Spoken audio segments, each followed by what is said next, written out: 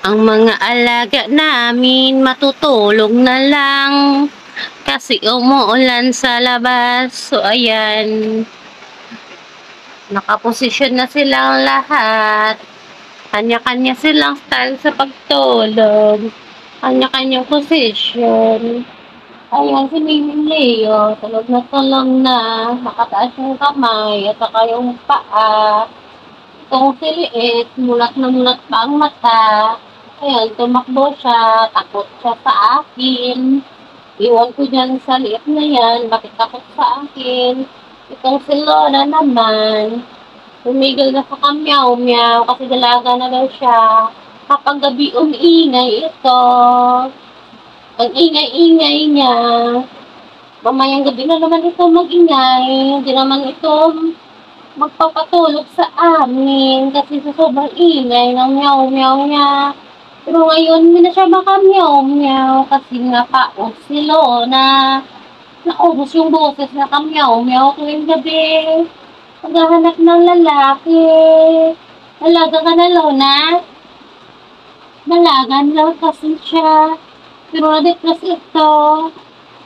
Kasi hindi siya maka-meow-meow. Kaya, ayan, higa na lang. Pero kumakain pa rin ito. Lumalaban pa rin sa buhay. Lona, no? Laban pa rin, Lona? Kahit hindi makapagsalita. Kahit hindi ka makapag-meow. Meow nga, Lona. Lona.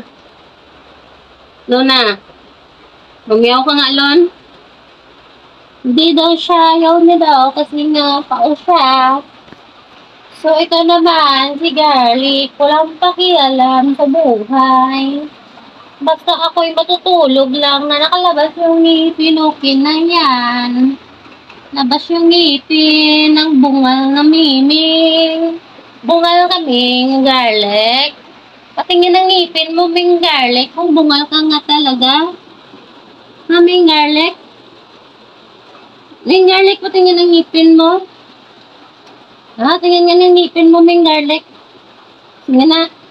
Sige na, Ming. Huwag niyo akong pakialaman kasi ako'y matutulog na nakatihaya. Kaya huwag niyo akong istorbohin. Basta dito sa brother niya lang siya magpalambing. Palambing siya kay kuya niya. Kuya, yakapin mo ako, kuya.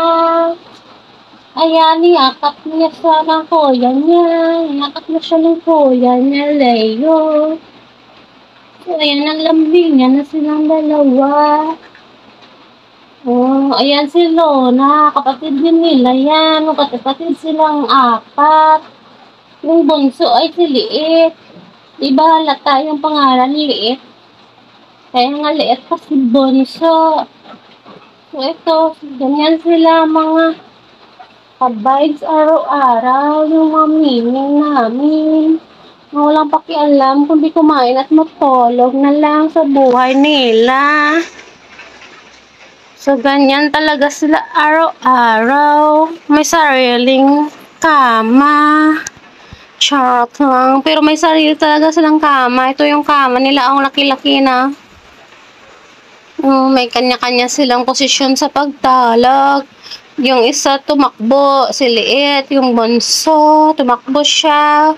Iwan ko doon kapag ako'y nakikita niya.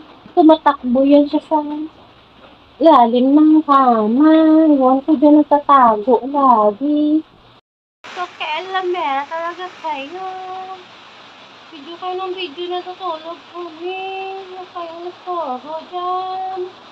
Okay din ako mga sagot sa inyo. Bye-bye na, Mami. Bye-bye. Bye-bye, Lona. Say meow muna, Lona. Meow. Lona. Say meow, Lona. Lona. Amiming na. Ayaw mang meow-meow talaga, oh. Kasi nga walang boses daw. Hindi akong pilitin kung ayaw kong mag-meow. Ha? Bye, Lona. Bye. Bye. Oh, depressed talaga siya. Okay, bye-bye, mga Mimi.